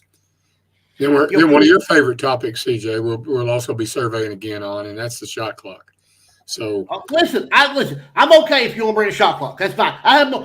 Makes the game go faster because I'm tired. It does get a little boring sometimes when you see teams go take the ball and they just want to hold it. I'm okay for a shot clock. I have no problem with that. I'll tell you, CJ. I mean, I'm on problem. I know. I'm in the minority. Maybe not on the minority. I don't necessarily think it'll make games go faster. Because I think you're just going to have some teams putting up bad shots or rushing stuff and turning it over and slowing things down. I don't think you can definitively say that it's going to speed things up. Or honestly, if you're talking about speeding it up, like the amount of time it takes to get through the game, a shot clock is going to slow it down. It's going to add minutes onto the overall game, I think. You know, the interesting thing about it is we use obviously use computer stats at our tournament and have for years, and the backbone of that, the software allows us to have a kind of an audit trail. The average possession in our boys state tournament probably isn't far from it. 24 seconds. 24. Exactly. People, it was 28 Yeah. See, I actually on several games, I heard people going, "Oh my God, they need to add a shot clock. This is so terrible." And I went back and I just started, because I did some of these games on the radio, so I'm going back for my reel and whatnot. And I just started looking, and I'm like, there wouldn't have been many shot clock violations. No. And sometimes you might have a situation where a team comes up, ball gets knocked out of bounds, and then they throw it in, and they're not worrying about, then the possession they may hold it a little longer. Or if you're at the end of a quarter and you're wanting to hold it, I get that. That's the particular thing that the coaches talk about that have hesitations about it is, we've had at our girls' state tournament the last few years, we've had some really, really good play, particularly in the quarterfinals and semifinals. And when we look at those possessions, they do get longer at the end of a quarter. And that kind of makes sense because you're wanting to control. But the two things that are really going to be interesting to see how our schools feel is number one, you can't just adopt this at the varsity level. That'd be a real challenge. So most of our schools, the clock operator for their freshman games is coming in on two wheels about 3 minutes before the game starts or before the clock starts. And the official scorer may be a kid that they've got off the bench who's not playing in the freshman game that they want to just keep the stats. And I'm talking about the freshman level. Now, varsity, they get pretty good help. But when you look at the three key positions you would now have at the table, which is the game clock, the scorer, and the shot clock operator, the one that's by far the most difficult is the shot clock operator. The game clock operator, you have so many people checking that, and you can fix a second or two. You've got officials that can help with that. You've got the other teams you're watching. When you look at the scorebook, you almost always have multiple people keeping it. So if we get off, we can clean it up.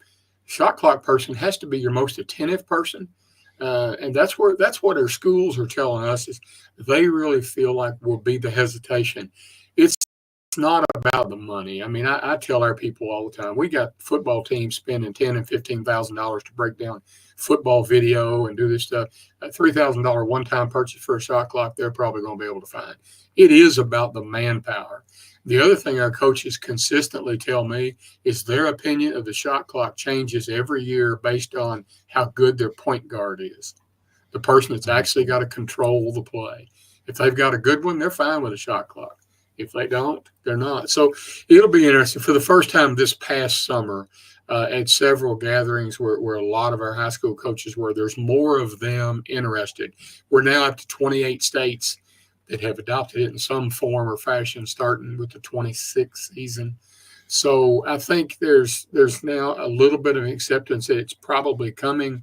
What's the best way to make it work out? Right now in the federation rules, it has to be 35 seconds. So there's not really much debate about that. But it is, what do you do with the 10-second backcourt count? What do you do if you get a hell ball? Where do you reset? There's some technicalities that I think people are going to get involved in. But we're going to do the survey again, and we've never had more than about 45% support. But I think we've got more people interested in seeing what each other thinks, and maybe more acceptance from the coaching community than before. We don't know. That's why we ask them. We want our 289 schools to kind of tell us what you want to do. It's not all driven from central office. Yeah, I've one thing that I think no shot, and you already mentioned, things at the end of quarters, the end of the game, those possessions, they extend. And I think it really makes it hard for teams who are behind to come back when possessions are at a premium.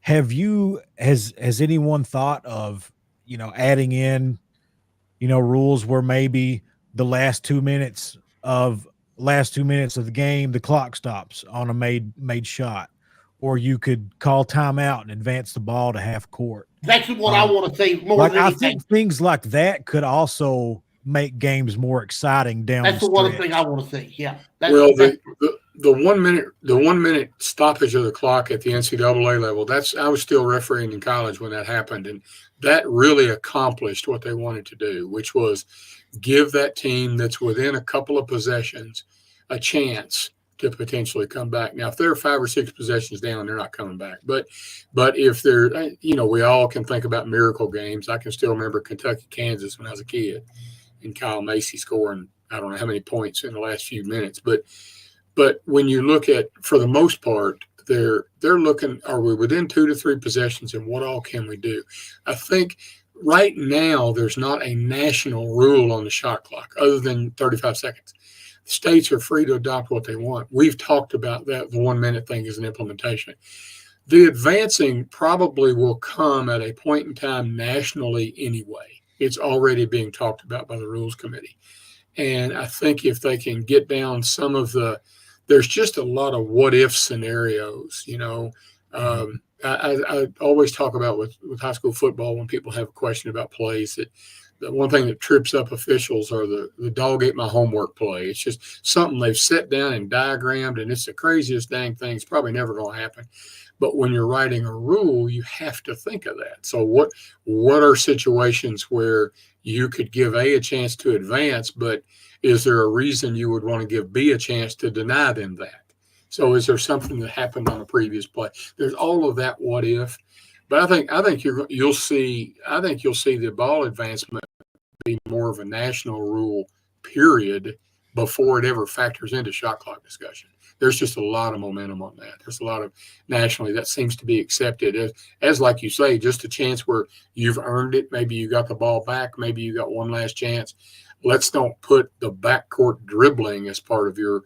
Let's reward you for what you did to get the ball back by letting you advance the ball. Yeah, I think those 2 rules stick up. I've always advocated, rules like that give teams an opportunity, makes things more exciting down the stretch. Because right now, if you're ahead by a point, the teams down 4, they hit a 3 to cut it to 1, and there's only 6 or 7 seconds on the clock. If they don't have any timeouts, you don't even have to throw the ball in. You can just hold on to it, flip it towards somebody, and the game's over. You don't have to play. You just don't have to play the game anymore. And I feel like if you had to get the ball in, and I know it would slow things down because then they get it in, then you're shooting more free throws. But I think coaches would accept that. I think coaches would want that. And I think part of it too is that you've got to figure out how the coaches prioritize things. There's been several rule changes at the high school and college level the last few years to try to get rid of the hack-a-shack plays, where you're putting, you are putting the wrong person on the line, or you're deliberately putting somebody on the line. And so I think all of that plays together. Like, what are we going to do with that last possession? Can we let them advance it? How do we keep them from looking down the stat sheet and seeing that this is the 40% shooter and knocking the heck out of him, just so we can try to make him have to be the one to shoot? How can we balance that out? But you're right. I think it's hard to argue on one hand that you want the games to be faster and then add things that make them more competitive that may lengthen the game. That's where the discussion will continue to come up. You've got to factor all of that in. Always. Great to have you with us again, Commissioner. Always an honor. Always something new happening at the KHSAA. That's why I love to bring you on about this time of year. As we head into the postseason play with a lot of the events, volleyball and soccer's already, golf, and then of course football. And it's going to be an exciting time for you guys. And then basketball will be here. But it's always an honor to have you. And I know when I need you, you can be here. We can always have a great conversation. And again, I want to thank you so much for being with me again. All right. Thanks, Zane. Good to see you, Nick. And take care, buddy. Good to see you. Okay. Thank you. Julian Tackett, Commissioner of the KHSAA. And I'll tell you what, Mason, you brought up a great point there. I would love to see the ball advancement to half court.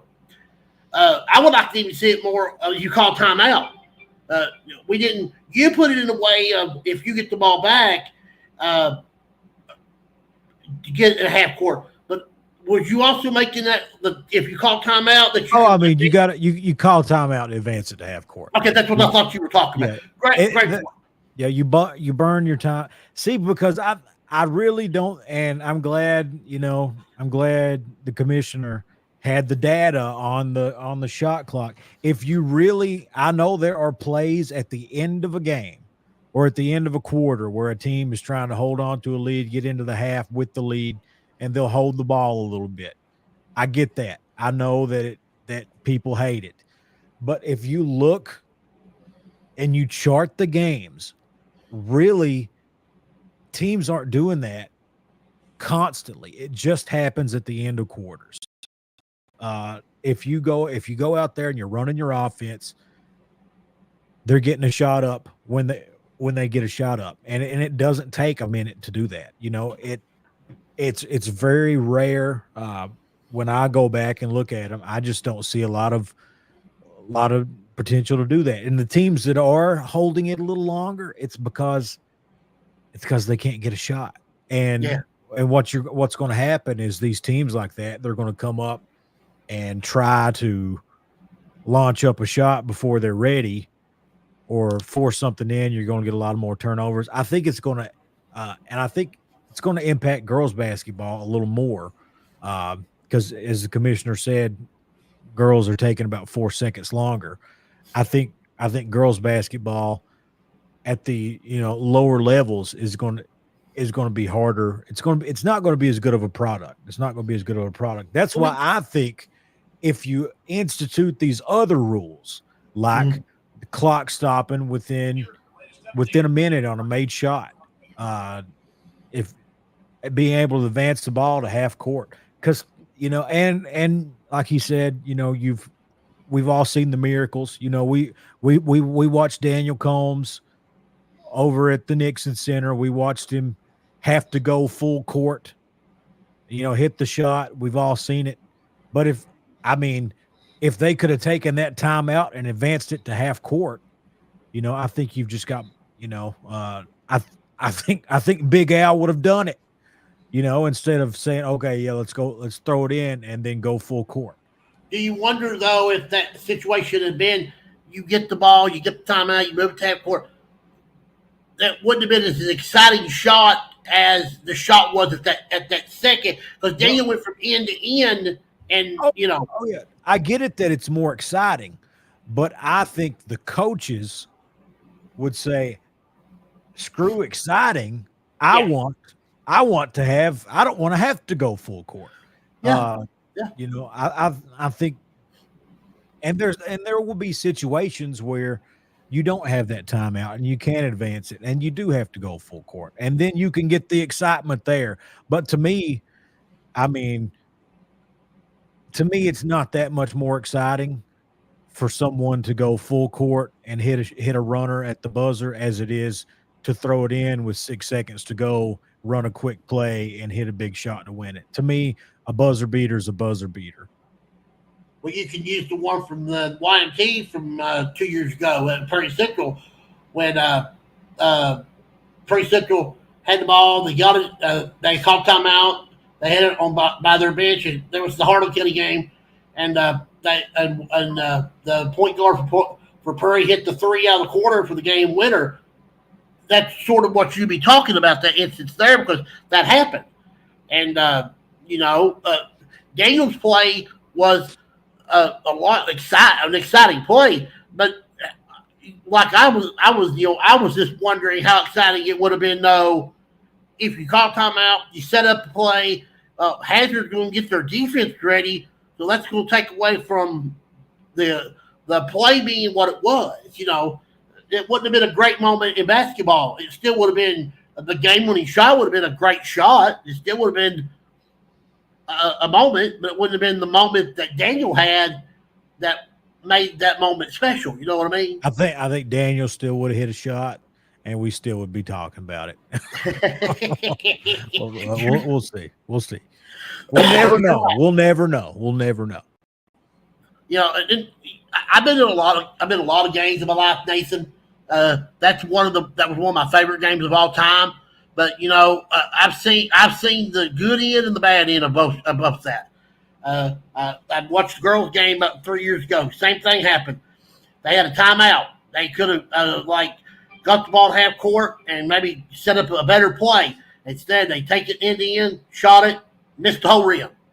So I see your point.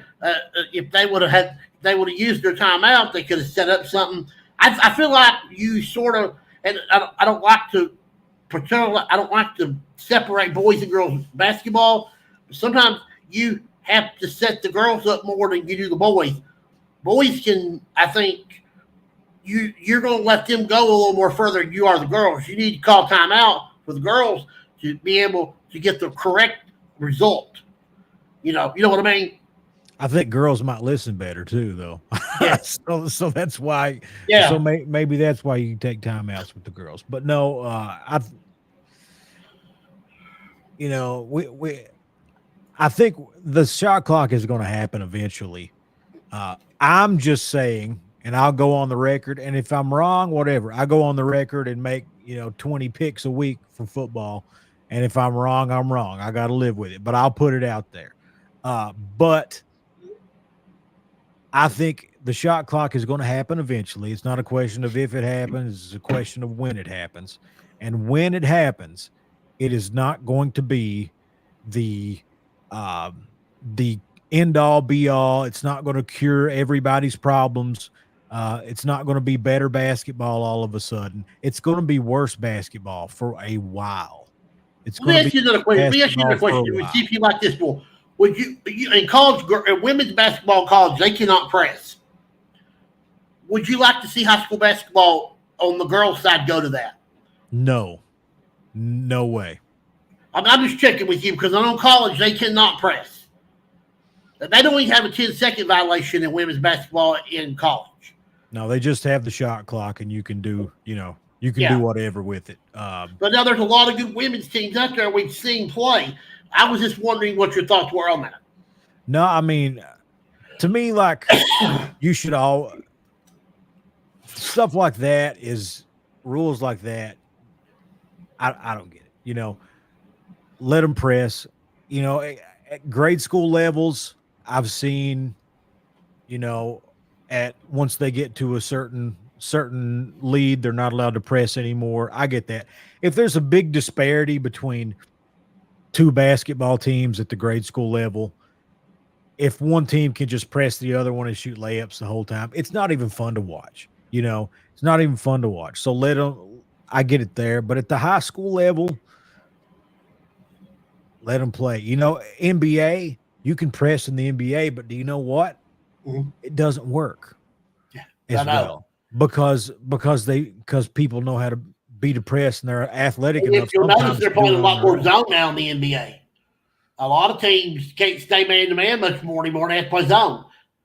But then I like their rules, though. Zone, if you're a certain area, you don't get a charge out of it, or you can be in violation of a penalty, or they have wild rules in the NBA. But, I mean,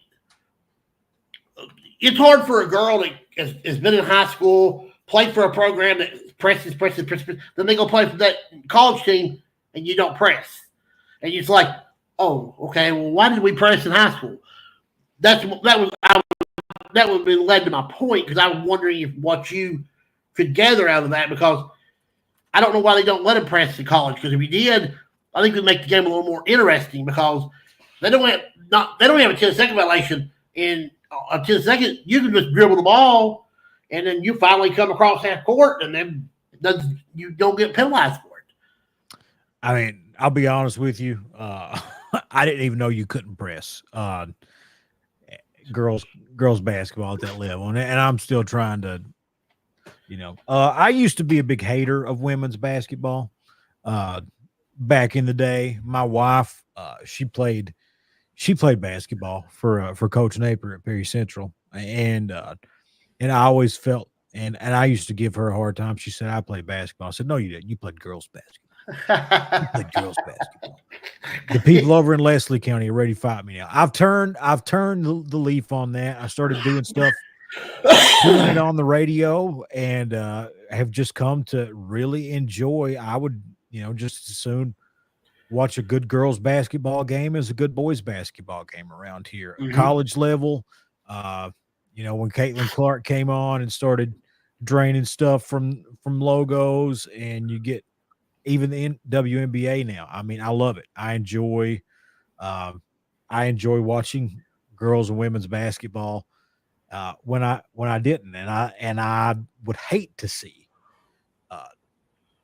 at the high school level the press be removed, because to me that's the most exciting brand of high school basketball, when you're just guarding people full court the whole game, and it's just a war of attrition. That's fun. I think Caitlin Clark has brought basketball back for the women. I mean, we talked about how you talk about how women's basketball has changed. It's changed a lot. I'm excited about this UK team now with their new head coach and their new players. I'm excited. I want to go watch them play. I want to go see a game or two. Because once upon a time, and I'm sure things have changed now, but just to talk about the state of women's basketball, I want to say like 2008 or 2009 or so, 2008, 2009. My wife and I were dating at the time. We weren't married yet, but it was either for her birthday or for Christmas. I forget what it was, but I got her season tickets to UK women's basketball. Oh, that's cool. Season tickets for the year. Do you know how much one season ticket to what? There was one game in Rupp Arena and everything else was in Memorial. The whole season, every single home game, and they were great seats. You were right down on the court, just about it. Right up to the railing. How much do you think one of those tickets costed in like 2008? Are you talking about this an individual game or the whole season? The whole season ticket. Okay, I would say a season tickets would have been about $500, $450 the possibility, because a single game ticket back in 2008, if I remember, because I did go to we did go to a couple of UK games, and Coach Wilson used to take us. A games ticket was like $22 or $25, I think. So I would say between $300 and $350. One ticket was $45. Season ticket. That's about season right. ticket. No, season tickets. $45. wow. I spent $90 to get us both tickets for the entire season. So now those tickets are about double that, or no, triple that. I would say they're a lot more now. Oh, but both the men and the women. But the men are outrageous, because there's these tickets. I think it's almost $300, $400, $500, $600. Well, it all depends where you sit at too, Rupp Arena. I can't even get a ticket. And you know what? listen, everybody knows I'm upset because I really don't get fired up about Kentucky basketball like I used to when I was growing up. I've and I've hitched my wagon to the Gonzaga Bulldogs. I could not. I've went and seen Gonzaga before. They played down in Tennessee, Nashville. I've watched them. They've came over here. I could not bring myself to pay what was being asked to watch the Kentucky Gonzaga game at Kentucky this past year.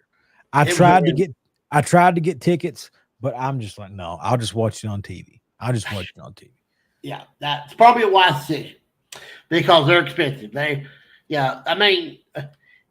This Kentucky team I'm excited about. You listen, I don't know what Coach Pope's going to be like, and the Big Blue Madness tonight was exciting, but I was ready for a change, and I think the fans were too. But you were speaking of Memorial Coliseum, and you got a great seat. I don't know if you've seen the new remodeling of Memorial Coliseum now, but it's even better. They do have less seating, but they have unbelievable features and views in there now, and their seating is so good. Their seats are so comfortable.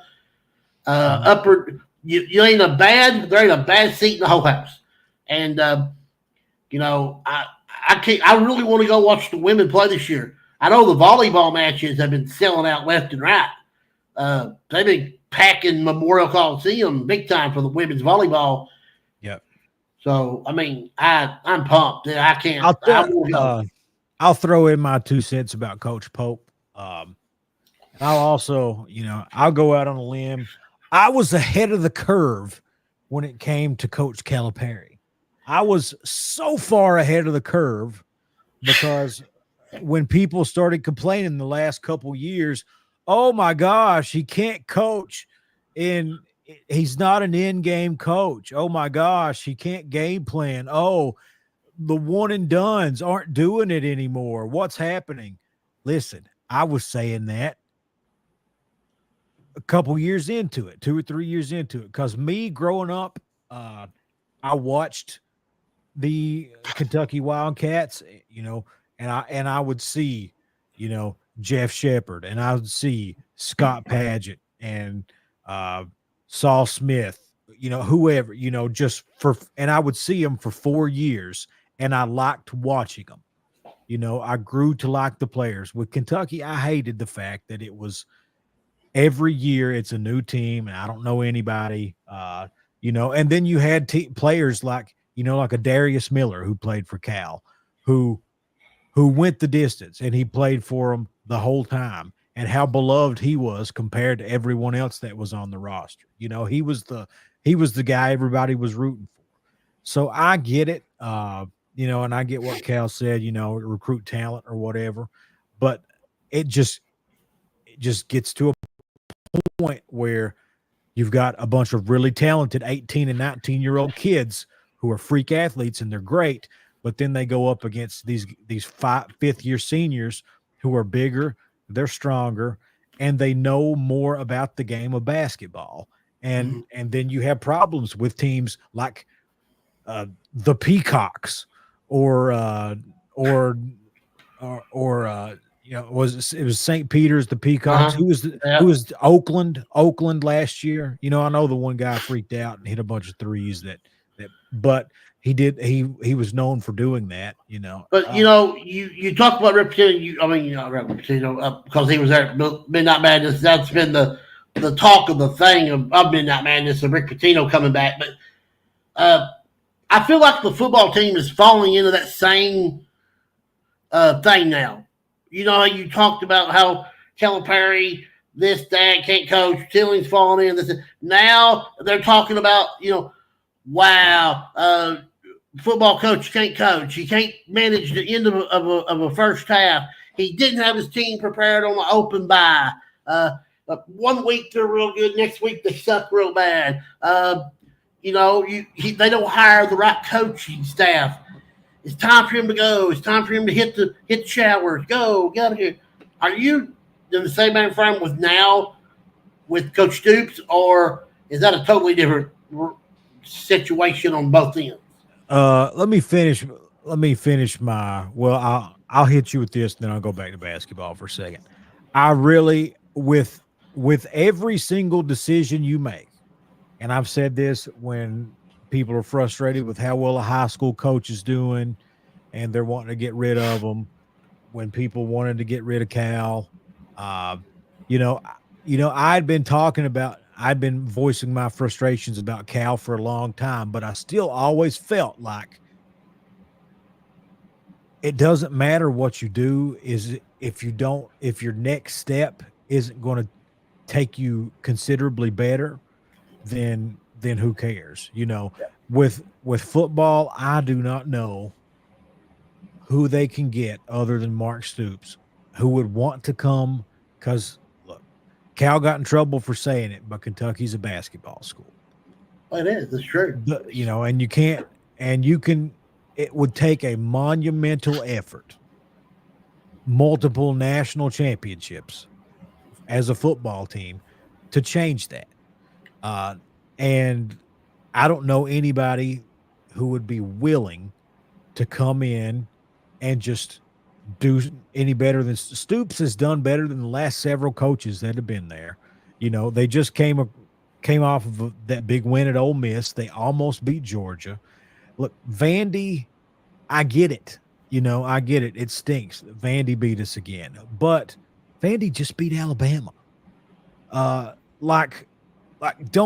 It is a murderer's row. It is always going to be a murderer's row, and things aren't going to get easier with Oklahoma and Texas in the SEC. It's only getting stronger. So unless you have the next guy in line to take the job, I don't know that you can go off of Stoops, but I would hope that the situation with Stoops and Cal has taught UK that they need to quit with the big, massive, long-term contracts. Cal's lifetime contract was an absolute tragedy that it was ever a thing.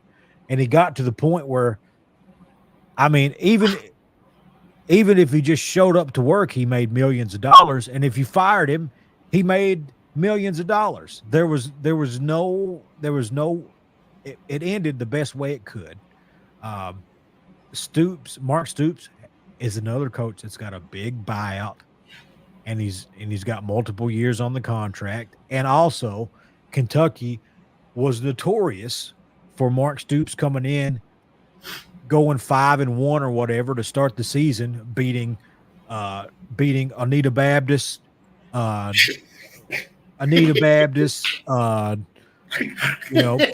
Pigeon Roost, all these, just beating a bunch of nobodies, and then the fan base, this is the year, and we give Mark Stoops a contract extension, and then he loses a bunch of SEC games, and we all get mad, and it starts the next year. Does the same thing again. You defended OBI. Pigeon Roost, I don't even know how to team. Listen, show me the OBI football team, and then I'll show you who's offended, okay? Okay? Because best of my knowledge, they don't have one. Best of my knowledge. And they've had some pretty good basketball teams through the years. Yes, they have. They've had some pretty good basketball teams.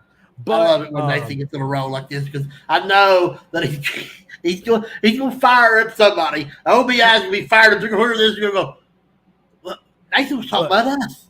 You don't have a football team, OBI. Don't worry about it. You only got a baseball team and a basketball. Coach Pope, I think he's the right man to get the program invigorated. He's the right man. I love that because there was coming from Eastern Kentucky, I hated it because Travis Perry in the six, I go do the Sweet 16 every year on the radio. Travis Perry was my favorite player to watch at the Sweet 16 every year. And those kids at Lyon County, they were scrappers. Lyon County wasn't some, triangle, populate, Lyon County was farm country, and these boys were straight off the farm, and they just went to work. I was a big fan of Lyon County. You know, they had to knock off Harlan County, which is fortunate an Eastern Kentucky team. But there was a lot of, hate going back and forth, towards Travis Perry and UK because, oh gosh, Trent Noah's the guy. I'm glad that Coach Pope, made it possible to have both of those kids on the roster. That being said, if these are the players we're going to get in, and those are the players I want to get in. Those are the players that I want to see play, and I want to see them grow. But those two kids, I think Trent Noah is he's a freak. I've watched him put it on people in the Mountain Classic. I've watched him lay it to Perry Central. Those teams play each other every year. I've seen him at his best. I feel like, and I just won KBA Broadcast Sports Announcer of the Year at the KBA Awards, and it's not because I'm really good at anything that I do, but it's because I submitted that darn Harlan County game where they came back and he dropped like 40 on a team's head in the semis to get there. So Trent Noah, that award is dedicated to you, baby. That award is dedicated to you. But I think this year is not going to be the best UK basketball year we've seen in a while. And I think when you're moving from going to one and dones to these players that, we're going to have them for a while, you have to give him a couple years to be ready. And you have to be ready when Cal comes in with the Razorbacks, that he's gonna have murder on his mind, CJ. Oh, I know. Listen, we get closer to basketball. It's gonna be a lot of fun. We're gonna talk a lot of that, especially when it gets closer to SEC play and the big Arkansas game comes up. But I think it's gonna be a little bit better than what a lot of people give him credit for, because I think that these kids want to play. We don't have to worry about egos. We're just worried about putting results on the floor, and I think Kentucky's going to do that. Armando cannot join us. He got busy and apologized, said that they would make up. He would be on the show next week. I just got a message from him. So that's all. Think clear. You do have life things going on. I understand a lot of stuff going on. So we'll get one of them here next week on the show. Let me go over the schedule real quick, and then I'm going to go ahead and we're going to call tonight, because I know Nathan's probably got some things he would love to be doing right now than spend quality time with me. CJ, what you got? And our buddy Julian, he's like, I'm usually not doing this 9:00 at night. What do we got to do to get an early edition of the CJ Howard Sports Show? What do we got to do to get it? I'm on the verge of working on that. Maybe I think maybe the beginning of 2025 January. I'm thinking about moving it from 6 to 8. Okay, I didn't mean to put you on the spot, but I can tell you. That was going to be a surprise, but I'm working on it. So my kid's bedtime is 8:30 to 9, and if I go 6 to 8, you'll be great with that, right? Yeah, because my kid's bedtime is 8:30 to 9, and when I go upstairs, my wife is going to be mad at me. Okay, well, I don't want her mad. I was there to get him to bed. All right. It's all your fault, CJ. It's all your fault. I'll take responsibility. I'm so sorry. I will take responsibility. Okay, let me go over the schedule for this week. All three of our teams are on the radio this week. You can listen to them. You're going to have Breathitt County at Wesley County. You can hear that game on WZQQ. It's a big game. It's for a home playoff game. If Wesley County wins, it will be for the district title next week when they play Somerset down in Somerset. You got Corbin at Whitley County, Greenup County at Johnson Central, Estill County at Belfry, Rockcastle County at McCreary Central, Harlan County is at Pulaski County, Clay County at Knox Central. That is for third place in the district. Here's a big game. Home playoff implications, and could be, depending what Letcher does, if Perry wins, or it's got all kinds of, it's big time, though. Letcher Central at Perry Central. This game you can hear them probably on WSGS Power 101. Hazard is off this week. They do not play. So I would figure you will hear the lecture Prairie Center game on WSGS Power 101, and you will hear the golden voice of Nathan Little and Coach Randy Napier. Let's see. Other games going on around the mountains. We've got Fairview at Phelps. Jenkins, of course, that game has already been canceled. They were supposed to play Cumberland Gap, Tennessee, but that has already been canceled due to they do not have enough players to finish the year. Lincoln at Harlan. Middlesboro at Williamsburg. This is for the district championship. Even though Middlesboro still has one more game next week, they pretty much have gathered the home playoff first round game. Morgan County's at Jackson County. Pike Central's at Eastridge. Pikeville's at Painstville. We talked about that game earlier. Powell County at Lawrence County. It's for a home playoff game. A big game for both them teams. Shelby Valley at Betsy Lane. Now, this game in the past would have been – it's still a big game, but Betsy Lane wins this game, they're probably going to be district champions. So that's probably for the title. Somerset's at Danville. South Laurel's at Southwestern. Taylor County's at North Laurel. And Wayne County's at Russell County. So that is the schedule for week number 8 of the high school football season. I want to thank all of our guests. I want to thank Coach Hagar, Coach Hoskins, and Mr. Tackett for being with us. Of course, Armando couldn't join us because he got busy. He hopes to be with us next week. I want to remind everybody I'll be back with you next Sunday night, 8 o'clock, with episode number 10 of the CJ Harron Show. My co-host is supposed to be Jeff Archer. So that'll be another fun time. Anytime that Mr. Archer is with me, it's lots of fun. He likes to buy pizza for a lot of people. I want you guys to go to my Facebook page. I want you to go get the CJ Howard Talk Sports page. I want you to like it. I want you to share it.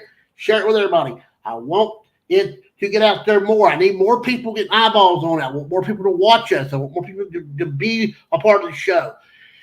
Go to my YouTube channel, CJ Harron. I want you to like it. I want you to subscribe. Help me out there. That would be lovely. I am on TikTok if you want to follow me. Let's see. And I think that's all. Nathan, give me your final comments, and we will get out of here. I mean, always a pleasure to be here. Looking forward to going up, getting rested up, starting the week off. Been a busy time, but it's going to be a shout out. Hey, I'll give you one. I got one special shout out. Go ahead. You shout out. You go shout. Kayla Deaton. If you guys don't know, it's my sister. She had to step into a role to be the head soccer coach at Perry Central this past year, and embraced it. Worked really hard, put everything she had into it. They came up a little short in the district championship, but went to region. Same. Went as far as they did last year. But played really hard. Just Kayla, know that Bubby's proud. Proud of her. I did fail to mention too during the show. I do want everybody to pray for the hurricane victims. Both of the past 2 hurricanes we've had. Please pray for those people and help them out if you can. They need supplies. There's many places you can go to donate and help. Please do that. Also, I want to continue to pray for Ashley.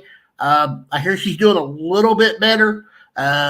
She's, I think, still in the hospital. Is that correct, Nathan? I think so. Still in the hospital. So we want to continue to pray for her as well. We also want to continue to pray for everybody these days. Please just get a second or two. Give a prayer for everybody. Love everybody, guys. That's what it's all about. We're going to teach love around here, and that's what I want everybody to remember. But please pray for the hurricane victims and stuff. And if you haven't saw the pictures and things, it's so heartbreaking, and you got to feel for the people in Florida and South Carolina and all the places down through there. So, yeah, please pray for them. Anything else on your mind, Nathan, before we get out of here? That's it, brother. Okay, Nathan, don't leave me after we get off the live stream. I want to say something to you when we're not live.